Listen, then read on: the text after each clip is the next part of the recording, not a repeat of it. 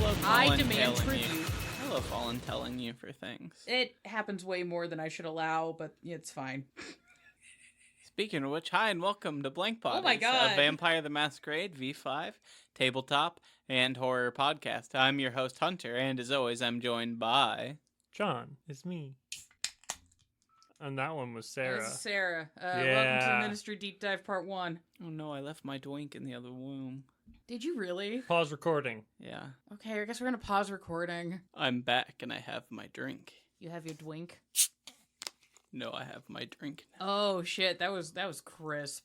I heard the off of it. So, hi. I just got an already open can. Fucking theys, gays, gentlemen's, ladies, blah blah blah. We are on our next step of our Vampire the Masquerade Clan Deep Dive series. We have delved into the mysteries of the Ministry. We're gonna get scaly. Yeah. It's my brain. Guys, I'm going to apologize. You thought I went into research holes before. Holy fuck. I'm sorry. They made it to episode 85. I think they'd know if you needed to apologize for your brain at this point. I This know, is but it just every time I'm like, okay, guys, I've reached the peak of like the fuckery that these research episodes are going to do to my brain, and then nope, they're just deeper levels. I think I hit the lowest point Mm-hmm. for the show, but in a different way. Mm-hmm. Because I ended up spending like 2 months researching like snuff videos. That was pretty bad. that was- Couple weeks for me. Yeah, I have no room to bitch, really. No, you actually do real research, and I was just like, I'm gonna traumatize myself. Yeah, that's why I'm like, I'm doing real research, so it's like my brain's getting the exercise, but I've also just watched almost everything you discussed in our snuff episodes, so I already had that trauma just baked in. Mm-hmm.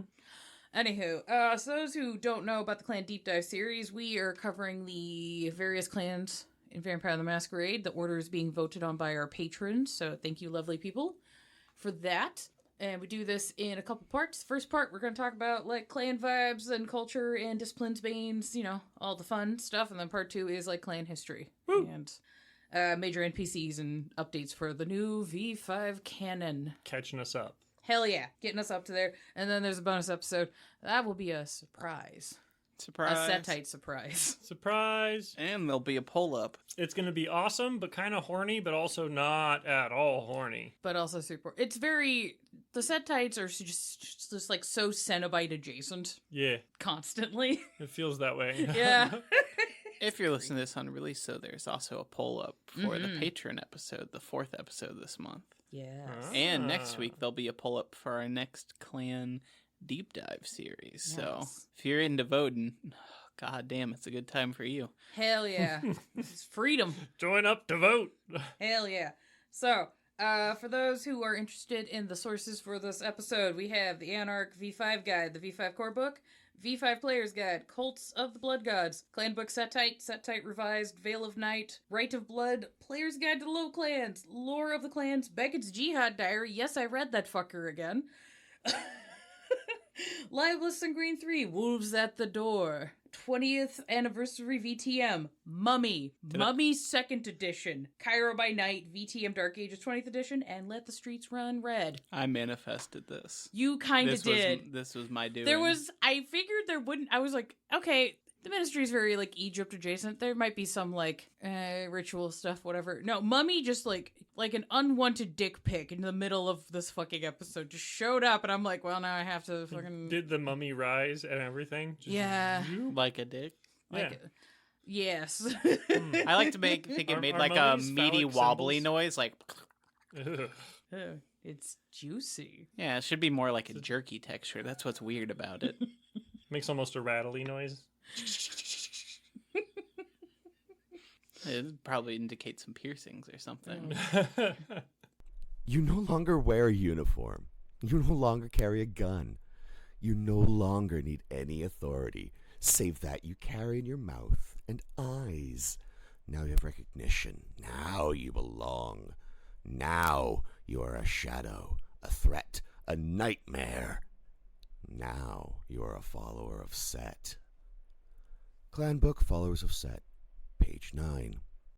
Every man and woman is a star, a god trapped in mortal flesh.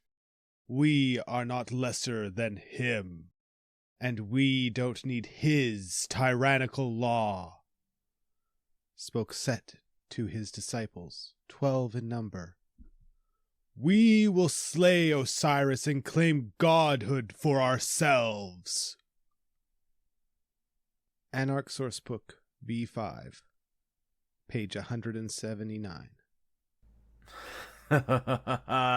You call me a liar, a tempter, and a degenerate, but all of your supposed insults are simply the weight of the chains in which you have continued to shackle yourself. Player's Guide, page 33. The quotes of this clan have already made them sound pretty fucking It's pretty cool. fucking cool, right? Thanks, friends who have submitted their voices. I'm going to say thank you now to the people who did. Thanks, Ash, Brent, Eric. There you go. Yeah. Yeah. So, what the fuck is this clan? You Are raised your Are they hand. snakes? I did, Are they're they sneaky snakes. snakes. So the first thing you we're just gonna talk asked. about- No, I got. You asked a question and then immediately raised your own hand. Alright, guys. Okay, so before we Do you get have into the the answer vibes, for us, Sarah? before we get into the vibes, I need everyone to understand. And I'll delve into this more as we dig into the vibes, but I had to do so much ancillary third-party research to understand what the fuck's going on. And I didn't cite those at the beginning of this. I should probably put the citations in. We'll figure it out. I was so fucking brain dead when I was at the tail end of putting the citations in. I just wanted to make sure I had, like, the game books in, and I was like, I'll get the other stuff. Some of the stuff I think we could get away without citing. Just saying now, like, if we talk about a religion, check out that religion's holy text. Go find people who actually participate in that culture, and it's not like white people putting on a hat. What if it's the Pope? Ah, shit. That's a white guy putting on a hat. I feel like he'd be the guy to go to. Yeah, woke Pope. I wanted to be Catholic, but I can because of woke. Anyways, so vibes for the ministry. What everybody knows is motherfucking snakes. Which that was its own fucking rabbit hole, ironically. It was a snake hole, if you will. It's like they're a den of vipers. So there are rumors that the clan gained the association with snakes with the rise of Abrahamic religions, especially due to the god Set not being tied with fucking snakes in his original context. Mm-hmm.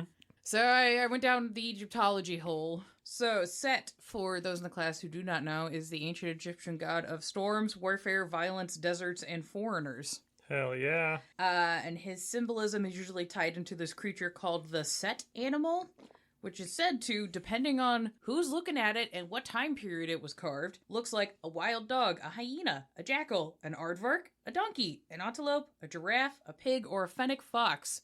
I don't see the pig, but I can see most of the other ones Yeah. as interpretations of what he looked like. Yeah, like that's the animal association that Set has, is like the Set animal. Mhm. I feel like the dog is more iconic in my eyes. Yeah, it's Like, or the jackal-y dog, kind of. there's some depictions of Set. It gets fucking weird where, you know, the Egyptians do the thing where it's like man body, animal head. Yeah. Some of that gets kind of fun. Weird kind of bird-looking head. Looks like an I'm looking at aardvark head. pictures. Yeah. We got pictures. Oh yeah, we got pictures. You can Google this. Whoa! Basically, TLDR, for a lot of the religions talk, I'm talking broad strokes. I'm not going to be citing any hadiths or Bhagavad Gita, Bible. I'm talking general overstrokes of knowledge, because if you go anything deeper than like a fingernail scratch of the surface varnish, you're going to lose your fucking mind. Mm-hmm. Which I did. So, you're welcome. Anywho, so Whee! the earliest depiction of the Set animal is found on an artifact belonging to Scorpion II of the Nandaka 3 pre-Egyptian period, 3200 to 3000 BCE, and this is known as the Scorpion Mace Head. Cool. It's pretty metal. It's a pretty cool artifact. This is like one of the earliest like depictions of a pharaoh that we have and like actually written archaeological record. There's a bunch of documentaries and things from the 2000s that are like, oh yeah, Dwayne "The Rock" Johnson's being the Scorpion King. The Scorpion King was actually a historical guy. Look at this shit. You mean The Rock actually existed? Yes. What? Nice. I thought he was a myth. I'll be honest though, the Scorpion King movie fucking slaps. It is a dumb action movie. but it's a fun one. I don't know if I've seen the standalone one. I've seen the Mummy movie where he plays the Scorpion King, but I don't think I've seen... There are 2 Scorpion King spin-offs, right? Yeah, there's one with Dwayne The Rock Johnson, and then there's like one that's like a prequel of that movie with some other actor, and I haven't seen it because it was made after the 3rd Mummy movie, and I'm like, they replaced Rachel Weisz, which I understand, but it also just like completely killed the fun for me. I have the box set with all of them. We could get caught up. I specifically bought the box set that only has the first 2 movies in it. Oh my God. Because I'm that petty. I love having the worst movie in a collection and that being the one I watch the most often.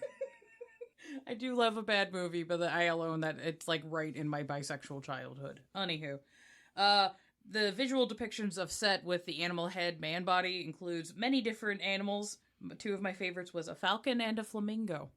Flamingo's gotta be weird. Yeah, just big fucking pink noodly head thing. I'm in.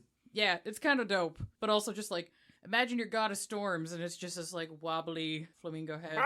Yeah, it's just I'm like I'd rather see the Hat Man. It would be kind of terrifying. Yeah, that would fuck my day up. Just imagining a guy brandishing like a Khopesh with a flamingo head. I think I'd be... Lightning just striking the Khopesh and ham and everything around. Storms. Yeah, it would fuck my day up.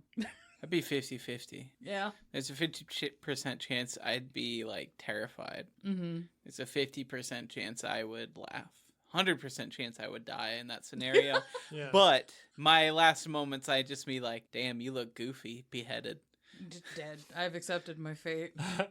That's valid and fair. So snakes in Abrahamic religions tend to have ties to sexual desires and sin, though they have associations with healing, rebirth, transformation, immortality, the economies of good and evil, guardianship, and sacred knowledge in various cultures and contexts.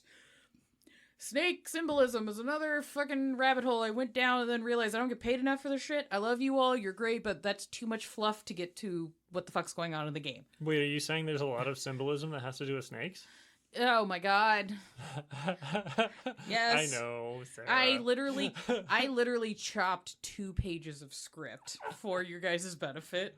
Because you're like, snakes! And then I was like, this is too much. I love you all. I can go on a snake rant later. Oh boy. Snake-isode. Snake-isode. Snake-isode? Snake-isode. Bug us on the Discord if you want the snake-isode. And I'll do a PowerPoint presentation of the snake-isode. Anywho, Find some other World of Darkness snake stuff to talk about too, I'm sure.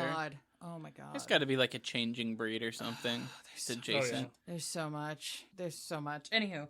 There's not a werewolf clan that turns into an anaconda. Yes. I'd be amazed. There is. Yeah. Okay. They're essentially like were-dragons. It's a whole thing. Hell yeah. Anywho, so within the canon, there is actually a divide within the clan on the usage of snake imagery, because there's a bunch of old ministers and people who follow like the old orthodoxy that are just like, Set isn't a snake god, he actually fights a snake god. Can we not? Like, what the fuck? And then there's a bunch of people that are like, but I'm a snake. I'm a snake. Look at me wiggle. And they just like lean into it and they're like, but it's my brand.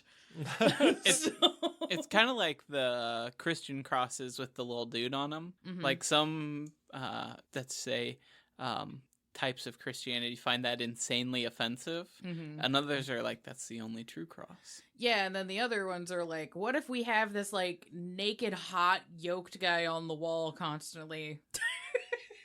Or the ones like, we'll just represent him with a little ribbon. Yeah, or there's other Christians that are like, but the fish. And I'm like, the fish makes more sense. Quoting back to the old Bill Hicks joke of like, it's weird that you went with the cross instead of the fish. It's like supporting JFK with a fucking sniper rifle pin. Like, that's weird. I would see myself doing that, though. I know. I want to make one now. Dude, we could do that. If you want us to make custom pins that are just a sniper rifle that says JFK under it. Oh my god. Let us know. It might end up in our merch store when we get one started. Guys, and the ideas are getting fucking unhinged. And those could be enameled and everything. Well, it's gotta be a memorial, so we should also put like a heart in the background. Or a tombstone. What if oh it's god, just, that's more threatening. What if it's the key, the cap of a key from a keyboard, just F? JF Kennedy. Nice. Yeah. See, I was thinking the tombstone could just say JFK. Oh, that's and then fair. the sniper rifle's kind of laid at the foot of it. We have to press F to pay respect. Anyways, Things that are also out of pocket. Corruption, that's a big thing the Ministry is known for. Most vampires view the Ministry with suspicion at best, finding their ties to drugs, crime, and vice too useful to fully push the clan out from their territories. They're just like, these guys, literally, every time you see anybody write about the set ties of the Ministry, they're just like, these guys are a fucking problem. They're a fucking menace. I fucking hate them. You can't trust them. But he's got the really good coke. Yeah, yeah. I feel like the Nosferatu and the Malkavians tend to be in the same boat too, where people are just like, I hate these fucking assholes. I wish they weren't around, but I need them around. God, they're so fucking useful. Small quote. Does anybody want to read it? The way of the Ministry is to challenge a prevailing morality, to ask, why is this forbidden? And to test the merit of what can be gained by subverting default morality. That's from the Player's Guide, 34. Yeah. So the Ministry views corruption as a way to seek spiritual enlightenment. I know this can sound confusing, particularly if you're a Western person and you're like, that's wild. Particularly if you're in a country where the Puritans are like, fun, Satan, no. That's bad. Bat your ankles out, harlot. How dare. So, many ministers view the splits between the spiritual and the material to be pretty literal. Like, these are two separate spheres. They're not coexisting. They're different things. And the material acts as a distraction and a prison for the soul. So by partaking in extreme acts, they can free themselves from their divine shackles and be put, that were put in place by the gods, multiple gods.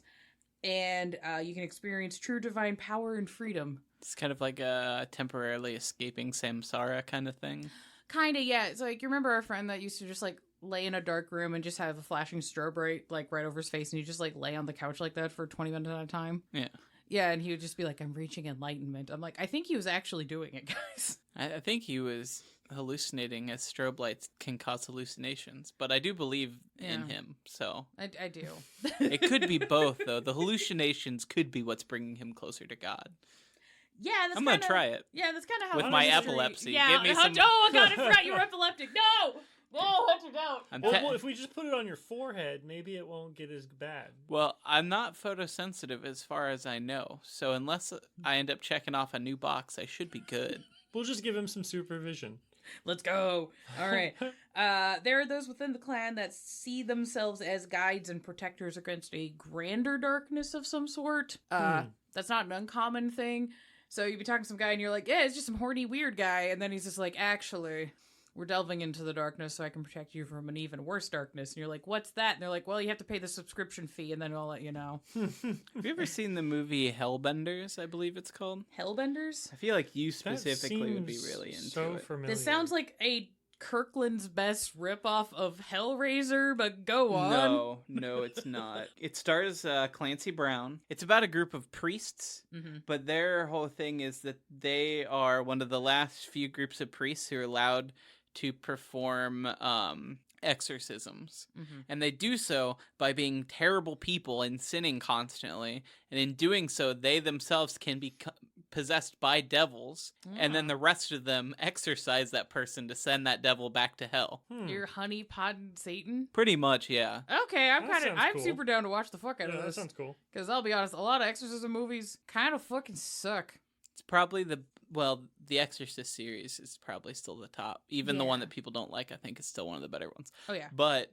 Oh, the third one? And the second one. I do like the second one for its own reasons. I would say it's 1, 3, 2, but they're all really good. Yeah. But yeah, I would say it's up there. Most of the other ones I've seen, pretty bad, but I would say that's a strong number 4. I am a big proponent of The Exorcism of Emily Rose, but that's mostly because it's a court drama that happens to have an exorcism in it. I've heard that's good. I haven't It's seen one it. of my favorites. It is good. So fucking good. Anyways. Cults. That's a big thing the ministry's known for. Woo! What's a cult? It's a cult inside of a cult with another cult, and then you get in there, and then it's a cult with a trench coat, and you open it up, and there's 3 more cults. And then on top of all of that, it's an MLM. That's the Tremere. I mean, you could technically stick an MLM. There's nothing that stops you from doing that. I'm sure that there are so many ministers out there that have absolutely started MLMs. I wouldn't be surprised. The problem, we'll get into it, but the problem with an MLM is the trappings of an MLM are so tying into, like, authority in ways that they would probably be like, gross. It's weird. We'll get into it as we go. No, but the thing about my group is that you get to be your own boss. Exactly. You're your own boss. You just have this downline. Mm-hmm. Well, it's the downline that's the part that I'm like, that's where, like, the entrapment comes in, and they're very against that. So, yeah. So while the clan has their bases in Egypt, shockingly, I know, their belief system is flexible and able to adapt to local traditions. So the followers of Set faith is based on overcoming the bonds of servitude to the gods, which allows for more personal introspection and revelation, which in turn allows for many schools of thought within the wider religion. Does that, when you say the many gods, I assume you're still talking specifically about the Egyptian gods, or are you talking about all gods? Like there could be a Mormon. Mild spoiler be a for Christian. it is they're based in ancient Egypt religion, but basically all of the other like names that we have for deities are just like new hats of the same guy. So you pull off the mask of like Old Man Jenkins, it's like rip it off like Horus again, fuck. Okay, so they're kind of like all your gods are secretly our god. Yeah, and some Setites might even be like, but the names that we know of them in ancient Egypt are just names that were put on them in that cultural context. There's and they older have names. older names that we don't even know about. So I'm like, Right. That's an old theory. yeah. I like it. So you can get as esoteric with this as you desire. Yeah. Yeehaw. This also allows for there to be non-ministers within the followers of Set, making that line between clan and cult all the more difficult to split. Yep. Because there are followers of Set who are like ministers of the bloodline. They got the clan Bane and all that stuff. And then there's followers of Set who's just like, that's just a guy who joined in. He's like, I like this shit. I'm Yeah. down. Yeah. So it's very common for you to be like, talking to somebody and they're like, yeah, I'm a follower of Set. I'm a minister. And then like, as you're talking to them, be like, this is just some fuck-ass Ventrue. This is just some dude. Yeah. Like, the fuck. God damn it. You don't got snake eyes? They might. They might. Or it just gets very confusing. Yeah. Oh, they're contacts. Sorry. Oh no! Anywho, sorry, I was just thinking of vampire who got the snake eye contacts, but they didn't get the weighted one, so like the split is just like slowly rotating as they're talking to you, and I'm just like, oh no. Would that be funny or more terrifying? Funny because it's a contact. Yes. If it was like a Zamitsu that had some like octopus eyes, Or a and Nosferatu. or a Nosferatu, and they started just like slowly turning around, Or a there. gangrel, honestly. It would be extra Yeah. funny because it's rotating because there's like that layer of moisture on your eyeball separating the contact from your eye. So it means like this man is spending a whole bush of life to look like an asshole. That's true. That's amazing. The oldest and most prestigious temples are in Egypt, with an untold number of branching temples and their offshoots and their smaller congregations. I did desperately try to like give you guys hey guys, here is Sarah's like little handy dandy like basic understanding of how the temple structure is set for the ministry. This is also like I cut a whole page out of the script because I'm like, there's no fucking point. Like there's just it's just stacks on stacks on stacks on stacks. That could See, be that's its own kinda episode. MLM-y. Yeah, so it's just like fucking, it's like having people asking you to explain American Protestantism or just Baptist, because there's like, you got Baptist, you got Southern Baptist, you got your New Southern Baptist, and just constantly like fracturing off of each other. So it's like, yep. It's like that Emo Phillips joke about the two men on the bridge. Yeah.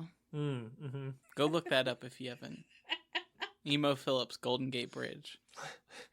Yeah. I also want to give a note. There are various practices that run the gambit of devotion to doctrine and conversion. Then this will run the gambit of like very serious, very devout. I'm super into it. To I'm practicing, but like I'll go on holidays, but it's whatever. To there are canonical minister atheists who don't think Set's real, but they're still a minister. I love it. It's like literally the whole rainbow of just like, what? What do you mean? They're just a mess of a clan. Yeah. Despite what challenges they present to each other and the potential just like horrifying infighting they could have, they generally don't.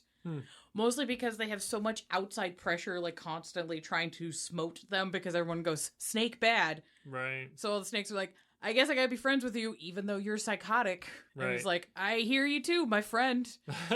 You're also a problem. A But problem. you know what? They're bigger, I guess. I don't agree with you, but we gotta not die. They're kind of like anarchs. Yeah. Weird that. Yeah. I was gonna say, seems like they'd get along with the Bruja. Surprisingly. The drip also with the ministry. Odds are you're gonna know a minister when you see one, just visually. They tend to dress very sharply, even if they're like lower on the income. Yeah. So you're just like, it's kind of like also when you see a Toreador, you're just kind of like, yeah, That's a Toreador. That's it. You can just kind of tell. There's a riz, some sort of chutzpah, something going on. Many ministers will keep some sort of Egyptian motif of some sort on them, whether it's like an Eye of Horus, which is extra funny. Actually, it is. It's extra funny. Ankhs, hieroglyphs, they'll have a lot of gold. Right. Turquoise. Something Egyptian-y. Many will also showcase their cultural heritage within their dress, with a large percentage of the clan coming from Afro-Caribbean roots. Mm-hmm. So yeah, a lot of those cool designs and like head wraps and locks and all that kind of shit. Yeah, which is also like cool, more representation of World of Darkness. You did it. You had one built in, guys. Colorful. Yeah, I'm not trying to say the ministry is #the Black Clan, but that's kind of the way a lot of it is written in the canon. So I'm like, well, I mean, they come from Egypt and like Sudan originally, so yeah, they're makes sense. Yeah. So culturally, that's just a lot of their dress is going to be in those cultural zones. Some will take their roles of being tempters rather seriously, and they'll dress very provocative. Mm-hmm. That will also depend on cultural context. So for some people, it'll be like showing lots of chest, lots of skin, lots of the follower exposures. set in Bloodlines. Yeah, she's like all out there, almost naked. Yeah, just a slutty guy wearing like a fucking crop top. Mm-hmm. That kind of thing. Also, there'll be ministers that will dress in religious garb for their cultures. This is not mutually exclusive from being provocative, and vice versa. Mm-hmm. Their whole thing of being provocative could be like, I'm dressed very modestly, but my behavior is provocative instead. Or, the outside layer will be chaste, but then they got like garters and all sorts of weird shit underneath. Right. So, have fun with it. Yeah. I'm liking these guys. Yeah. So far, they sound great. They're super fun. I'm going to regret saying that, I'm sure. Maybe. Alright, so these are known as the Children of Rebellion, Corruptors, Serpents, Followers of Set, Typhonus, Theophidians, Judacians. Oh my god, I've read that word so many times but not said it aloud. Setites, and the Clan of Faith. Alright. Woo! That is the vibe. So, in-clan behaviors. The Faith. We gotta talk about this. Okay. I'm gonna sound like I need a registering board. Gonna apologize. Also, there's a baby quote. Do you want to read this one? Set Apep, Loki, Kali, Lucifer, Ahura Mazda, Satan. No matter their name, they are the eternal enemy of the divine. They are the noble evil, seeking to liberate mankind from the tyranny of God. That's Anarch, page 179. Sarah. Yep. You just feeling more up your vibes? I'm just like, they're just like I cranking more. Like, John, check us out. John, you should have been playing Ministry this whole time. What am I doing? What am I doing with my life? All right, cool. That's fair. So, religions will have three major aspects to them. There will be the doctrine, what the religion says about the natural and the supernatural world. Ritual, which allows for connection between the worshiper and the divine, as well as like community bonds. And then there's experience, which is the actual observation of or living communion with the divine. So those are the three big things. For the ministry, experience and ritual tends to hold a higher weight than doctrine. The doctrine can be kind of whatever. This was also a big chunk of my research because I'd be reading through what was like written canonically. Even just within the Egyptian-based, like ancient Egyptian Setites, there's so many different fucking doctrines, and also ancient Egypt existed for fucking thousands of years, so just that religion also changed over the ages. Right. I can't even say decades, fucking ages. So like even within its own continuation, their beliefs on it changed. Like there's a whole period of time where Set was horny as shit in ancient Egyptian canon, but then just became less horny. So yeah. He went through his slut phase. He did go through a slut phase. He really did. So, I'm gonna spare you all just the Ken Burns level of just, like, ancient Egyptian religion bullshit I've read, let alone all the other religions that the ministry, like, sticks their little fingies in. So, you're welcome.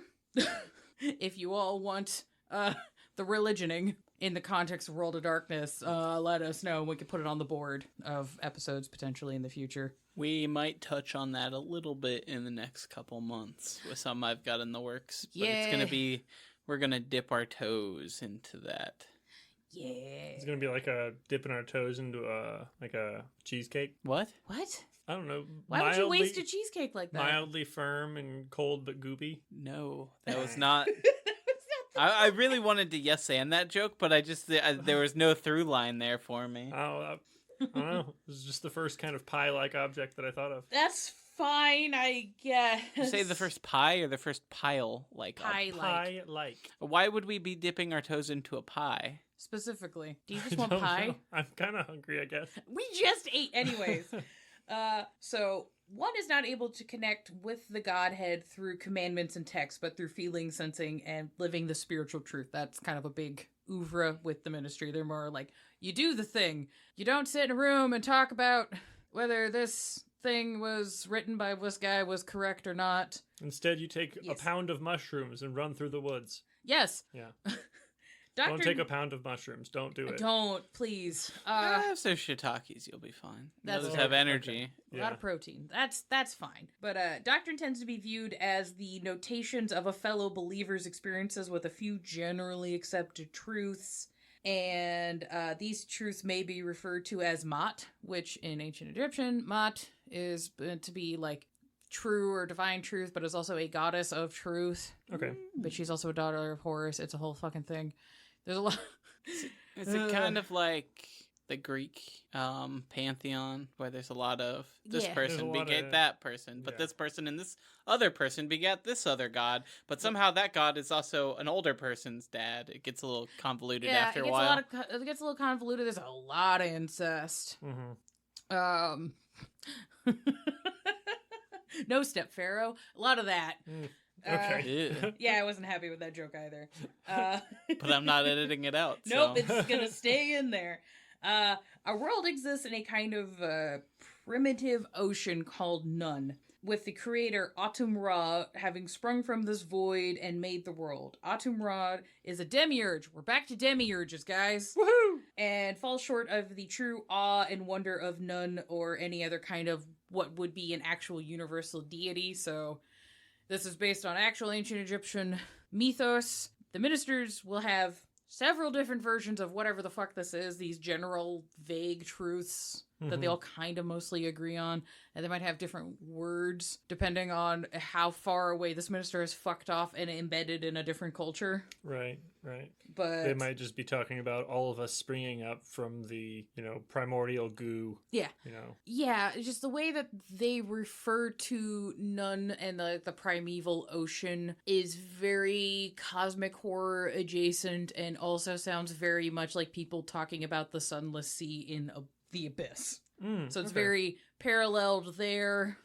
We did an episode on the abyss. There's a reason why we did it when we did. I was just like, go check it out. It's a primer and it's gonna come up a lot now. So here you go. So there is some debate whether Nun is actually the void of space or the abyssal sea within the Deadlands. That's also a point of contention and debate in the ministry. Right. Because there's the more contemporary guys who grew up with science and we can observe fucking space. And they're like, clearly the void of space is the primeval ocean. Fucking, I can fucking see it. Mm-hmm. And then other ministers are like, yeah, but we also have esoteric rituals and blood magic that lets us, go into the underworld, and that also exists. And that is actually an ocean. Yeah. There. We're looking at it. Yeah. We have, there's lesser vampires that can, manipulate that shit. Right. See? We have proof of concept. Do you know what's under the ocean we can see in the real? That's another really dark ocean. Yeah.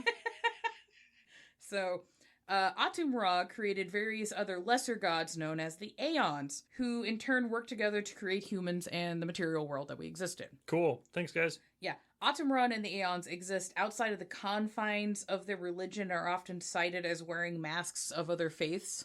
So those who are in the know and in the shop with the ministry will use the ancient Egyptian words amongst each other mostly.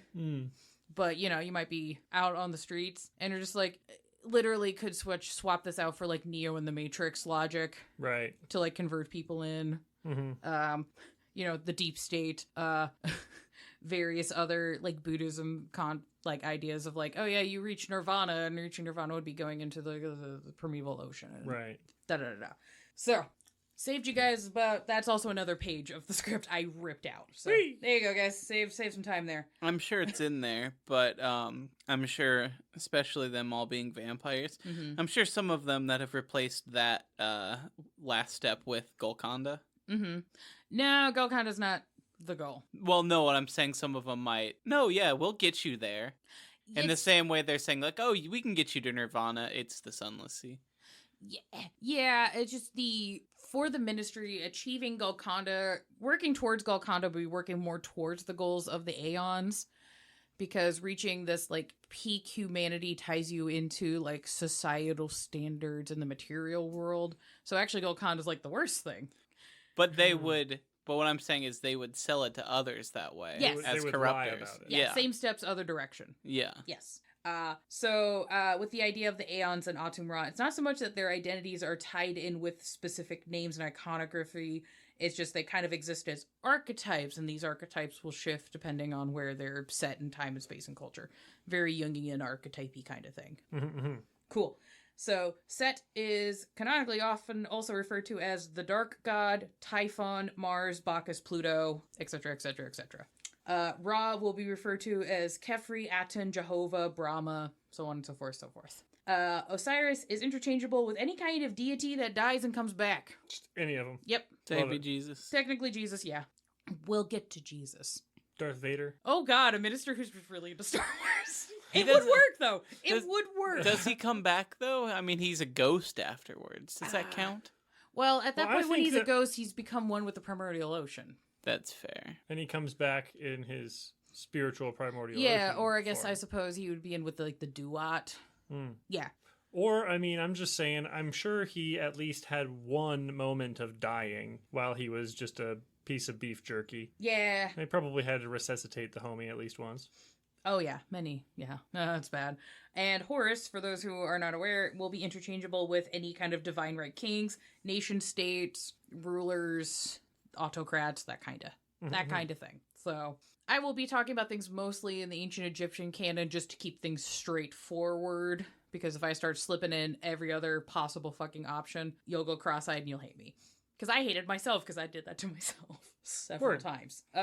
So the Aeons and humanity did exist together, and it is debated whether the Aeons just fucked off at some point in history, or if humans lost the ability to see and interact with them directly. Which, if that's the case, kind of parallels a lot of stuff that goes on with Mage. We don't have enough drugs to talk about Mage, so moving on. Speak for yourself. I don't have enough drugs. I have 2 more of these sparkling waters. In Oh the shit, fridge. son. We got a bunch of air duster right over there. I I bet we could just do a bunch of air duster and we could talk about Mage. I It'd don't- be Major Malkavian. I don't have a script for Mage ready. You don't need one. Yes, I do. The bonus Malkavian episode, they all passed out on air duster and they're silent for 40 minutes. Oh no. Anywho. The Aeon's lack of direct interaction with humanity has led them to affecting us and society in more subtle and manipulative ways through things like religion, governments, war, economics, society, TM, all of that. So you see, man, all of like society and these rules are a facade to keep you shackled. Exactly. If you just break out of your shackles and live in the woods with me. And this is why you should jerk off in the Circle K. Don't. Actually do not. Do not do Please that. do not. No, go into the bathroom, have your fun, leave. Yeah. You can do it in the Circle K. Just don't do it in like the drink aisle. I Yeah. would still say probably don't do it in the Circle K. We're running out of third places in this country. Don't take that away from people. What? If you need to have yourself a wank in the men's bathroom of the Circle K over on 16th and Elm, I don't Oh blame you. my god. I'm too tired. I need my cactus juice. Anyways. You can do whatever you want in it's the beer quenchy. cave if there's a lock and no one can get you out for like 15 Hunter. minutes. Stop it. I'm just trying to give people community and life advice to do things safely without harming others. I didn't realize we as a podcast were going to vibe with the ministry this hard. Holy shit. Anyways, so this manipulation with the Aeons is to keep humanity from realizing that they have the ability through their own free will to overcome the lies and reach none to create their own worlds. It's very Mage adjacent. I dig it. Sounds borderline. I mentioned them earlier, but like borderline Mormon. Kind of. It's like you get there and then you get your own planet. Yeah, but instead of you getting there is like, oh, you have to be a good noodle, wear magic underwear. It's you get to be a bad noodle. You get to be a bad noodle. You're a naughty noodle. Oh, God. And now you get your own. And now you've been clipped. Oh, boy. We gotta be real careful what we say on this show more. Anyways, so each soul knows it's trapped within the material. By removing the trappings of the mundane existence, the soul is capable of experiencing true liberation. The goal is to despise nothing except for the aeons and to want of nothing but emancipation for themselves and others. How often do these turn into death cults?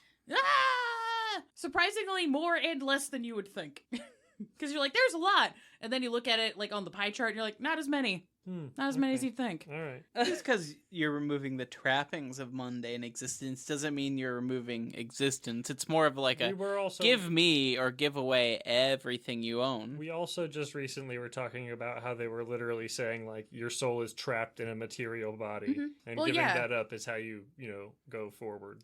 So. Yeah, well, I mean, your soul can leave the body in many ways. Right, which is why they're not all death cults. Yeah, no. They've already made it to vampires, so... Not all of them. That's true. There's a lot of blood cults that the Ministry have where it's just like a bunch of guys. Yeah, it's just homies. And then you upgrade to like ghouls. Mm-hmm. And then some of you upgrade to vampires and some of you get into like the super secret clubs. And then super secret clubs. Yeah. And then you're in the desert.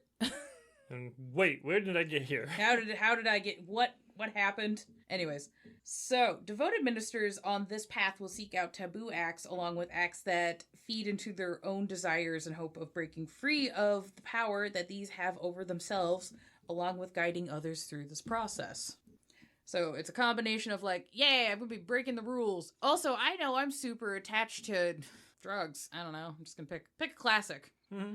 So they're just gonna do, that thing where you're like your parents like catch you smoking cigarettes, they make you smoke the whole pack, in hopes that you'll like not do it anymore. Yeah, they do that to themselves a lot, repeatedly, until they're just like, I'm kind of done with this. Okay. So they just hyperfixate. Hyperfixate's also like hyperhedonism in a kind of way. So the process of guiding others to enlightenment, they hyperfixate on their hedonism. Yeah, like needs to be a process. So it's not like hey, I'm going to make you smoke the whole pack until you're sick of it. They're like, they kind of like cool mom it a little. They're like, oh, you want to smoke a cigarette? Do you want to smoke like 2? Mm-hmm. You want to smoke like 5? Right. I see you're like really into those cigarettes, man. Are you sure like you're understanding like how bad this is for you, right? Now smoke a whole pack. Now smoke 2 packs. Now smoke a carton. Mm-hmm. And that might be over years. Yeah.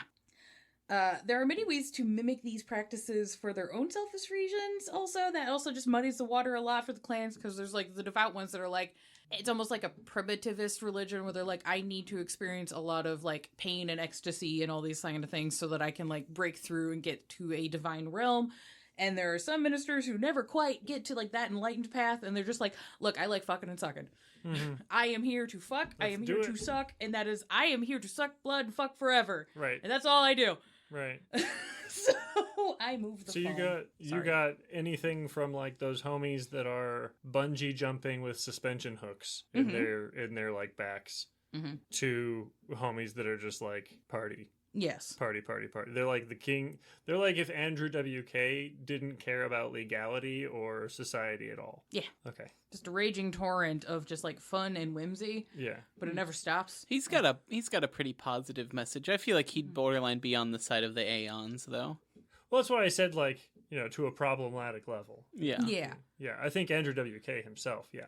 It'd be more like Party Monster. It's a good movie. Yeah. Which is also a good movie. It's a good movie. Yeah. So, we've gotten through, that is the roughest, like, generic understanding of how the religion kind of works for the ministry throughout, and there'll be different fonts, flavors, agreements, disagreements. I'm shocked I got that down to, like, a paragraph. Yeah. I'm proud of me, because even in the books, it took them, like, several pages to explain all this, and I'm like, I think I can boil this down more.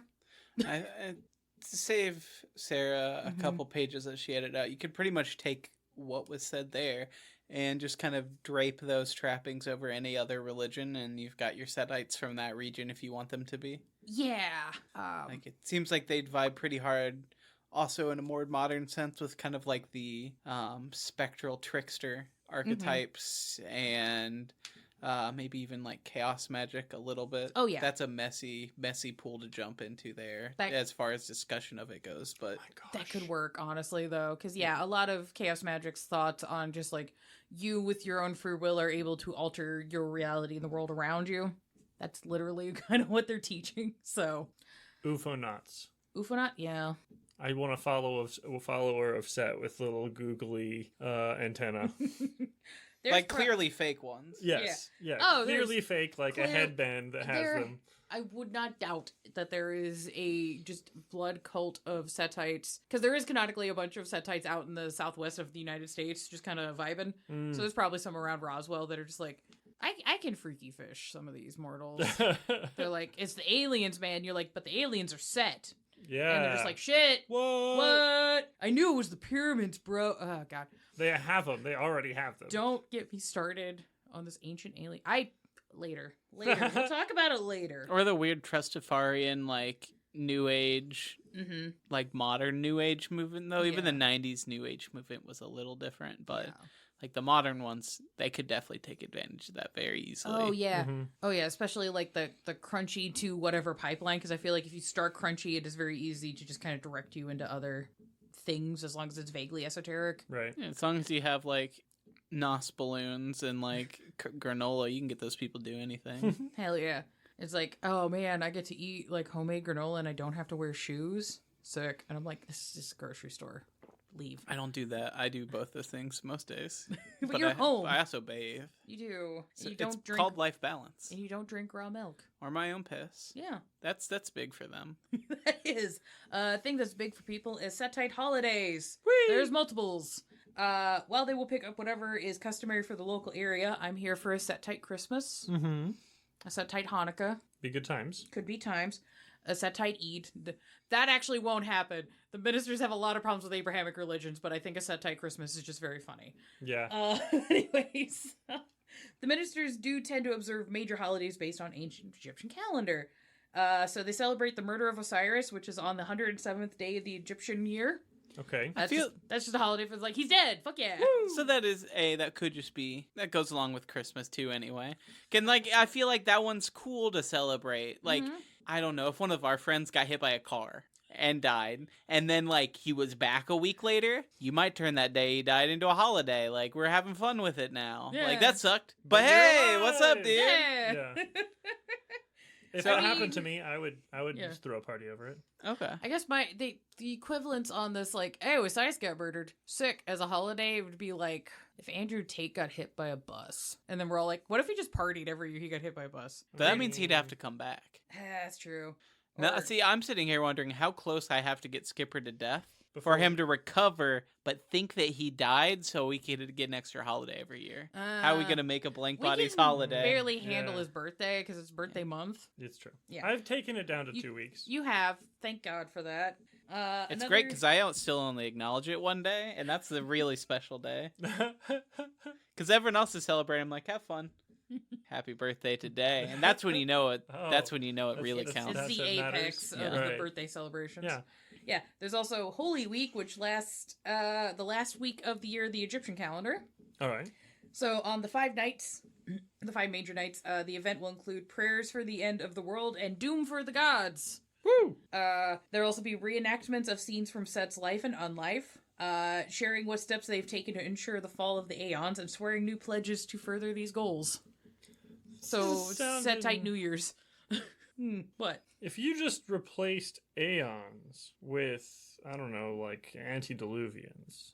Those are kind of interchangeable. Okay. We'll cool. get into that. We'll get into The that later. antediluvians are like agents of the Aeons. Mm-hmm. So, Okay. yeah, that's the whole thing. Cool. But yeah, some ministers will wait until Holy Week to sacrifice their enemies as a birthday gift to Set. Hell yeah.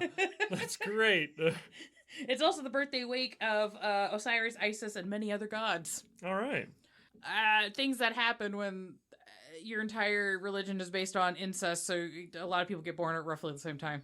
That's Egyptian religion's fucking wild. I was going to think about how that works out, but then I realized I don't want to think about that much. No, a lot of Egyptian religion involves a guy jerking off onto something.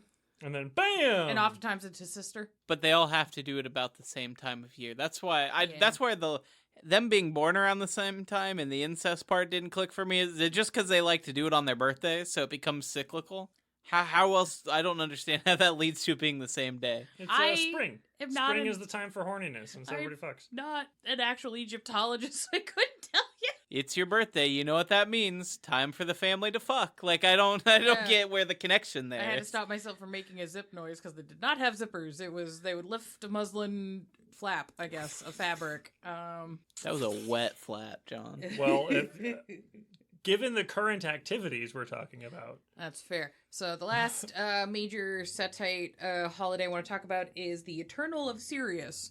So, like many other things in ancient Egypt, their calendar was also fucked. So, they did have a 365-day calendar, but they did not have leap years. So instead of, like, shifting the calendar periodically, they just kind of let it loop around. So it's kind of like the equivalent of, like, leaving a C-day skipping until it eventually, like, skips over and, like, plays normal. Huh.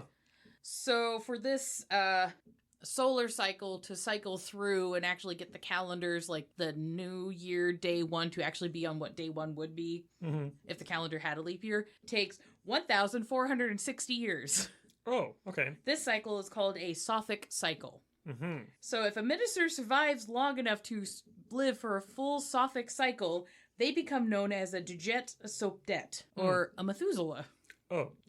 This demigod status earns an honored position that infuses their actions and wishes with divine power. So, being that old means that your blood and everything is so powerful that you are, like, closer to the godhead, so you kind of get an honored position in the clan if you get to be that old, which, honestly, valid. Mm-hmm. Vampire great lives job. that long. I'm like, Great job. cool, here's your AARP card. Because already when you're that old, you're like, unless you've just been torped the whole time, you're likely powerful enough to just have that happen anywhere you go anyway. But Yeah. at least now you and your clan get a special title for it. Yeah, which is kind of, it's like an Uber birthday. Hell yeah. I celebrate my birthday for the next decade. Because, like, what is time to you at that point? Yeah, exactly. Like, but I'm also mentioning the calendar fuckedness because that means the other holidays are going to happen kind of whenever. Because it depends on the Egyptian cycle. I am certain you could find a calculator that'll tell you what day in ancient Egypt today is, if you care enough as a game master to look that shit up. Yeah, I'm sure there's like a calendar that's got the two of them tied together. Probably. Online. Wouldn't be surprised. The internet has lots of cool things. Beware the Google AI, though. Yeah. It's doing some choices. Speaking of doing some choices, fuck the Bada Hakim! Is the Google AI a minister? What? Is the Google AI a minister? It's trying to circumvent all of the held beliefs and notions. I don't think... Well, okay, here's the thing. While the ministry does believe in taboos, they also have, like, rules on, like, not letting the beast overtake you or, like, letting yourself become victim to, like, evil spirits and things like that. And I feel like if the Google AI is telling people to jump off of bridges... Yeah, I suppose that's fair. It might be a demon. That's fair. So... I'll give the ministers that. Like, as fucking out of pocket and wild as they can be, they're just like, okay, but, like, we're not fucking with demons. Like, that's insane. Even they're just like, no. No, like, the Bali, absolutely the fuck not. Right. That's insane. Everybody hates the Bali, it seems. Yeah, I mean... and the ministers fucking hate the Bana Hakim. Fuck them. Bana Hakim also hate the ministry. Fuck 'em. Thousands and thousands of years of bad blood and problems. It causes major plot things to happen in the meta plot. That's how serious this beef is. Yes. This is a Kendrick and Drake level of beef. Like, it's bananas. So, the Bana and the ministry, yeah, they've been trying to, the biggest beef is the ministry is like, yeah, we're trying to tear down society and fuck the man. And the Bana Hakim are like, there needs to be order and justice for society to thrive. Yeah. So this is very, like, I hate to say Joker and Batman. Right. But that's... Kind of right. For archetypes, it's kind of correct. Mm-hmm. A minister who's really into DC Comics. Bam. There you go. When fandom becomes faith. Ugh, gross. So, this has only gotten worse, with the many people in the clan converting to Islam with the Bana Hakim. Like, it was a problem before Islam. They're just like, we don't like each other. And Bana Hakim's like, but justice. And then they convert to Islam, and Islam gives them much more cultural reasons to fucking not like vampires and fucking not like the ministry specifically.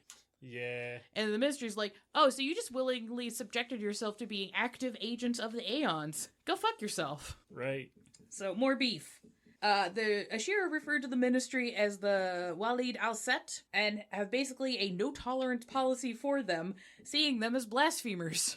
So that's all of the Ashira. Yeah, so even, like, not just the Banaki, all of the Ashira, because it's very Islamic-based. Yeah, so, like, even the Ventru and the Gangrel and whoever's and the there, Spa, if they're in this... Or not Spot, the La Sombra, sorry. Yes. There's a lot of La Sombra in the Ashira. And all of them are just like, no, fuck the ministry. Fuck them specifically. Huh. Yup. So, ministers just meandering around in various, like, Arab areas. Mm-hmm. A little bit of a rough time. Yeah. A little bit of a rough time. Okay. Yeah, which makes them existing in Egypt particularly funny. We'll get into that in the history. There's some things that happen. Anyhow, so with that meeting, so way back at the beginning of the podcast, we talked about the crash course of the timeline. Mm-hmm. And there was that meeting in Paris that the ministers were running to try and be like, hey, Camarilla, batting eyelashes, you should let us join. Because, like, we're cool and stuff. Look how great we are. Like, we can throw these lavish parties. We can get so well with the Toreador. And we have all this money in business. And we can be good noodles. Enough.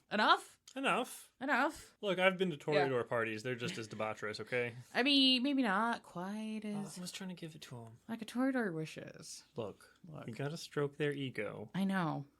They're so easy to just tilt. Anyways. Exactly. So your parties are great. Let us in. Yeah. That party got blown the fuck up. Shit. And killed many Justicars and high-ranking ministers. Whoops. It was such a debacle that there's a lot of resentment and bad blood and just made everything worse. Yay. The tensions between these two. I was trying to think of a sports metaphor of like two factions that shouldn't be next to each other, and I literally couldn't think of fucking one. The Blackhawks and the Red Wings. Is that accurate, or The are we Red just pulling Sox teams? and the Yankees. Yes. I think I know that one. British and French people. Cats and dogs. Living together, mass hysteria. So, for a minister, if there's a chance to tempt or cause discord among the Banu Hakim, let's fucking go! Okay. Even if it's, like, not super advantageous for them, they're just like, I fucking hate the way that you walk. Like, it's very They will BBL go- drizzy. Like, They will go straight up out of their way to go tempt a judge to do something wrong. or if they wanted to fuck with them, just being like, okay, but who are they working with? Who do they care about? Do they have blood dolls? Yeah, like, just like, I'm gonna sit back. It's very cat. Mm-hmm. They're just gonna sit back, they're gonna watch for a bit and go, I'm gonna take this glass, I'm just gonna nudge it. And the Bonner's like, no, don't you do that. And he's like, I'm gonna nudge it. And I told you not to do that. I'm gonna stick my whole paw in it. He's like, I fucking told you. And then knock it over and run away. Gonna stand up and rub against it and knock it off with my tail. I'm not touching it. I'm not doing anything. Bah. And then it goes and, like, vomits next to your shoe. Not in your shoe, but, like, next to it. Mm-hmm. So you panic, and you're like, no, the shoe is fine. I can't actually be mad at them. But I'm mad at the other things. Yes. Anyways, secret language. Fun. While ancient Egyptian is a dead language publicly, those within the ministry have maintained it throughout the ages. Apparently, in the World of Darkness canon, the ministry is, like, one of the only people that actually knows what ancient Egyptian actually sounds like. Oh, interesting. This is a very well-guarded secret amongst them.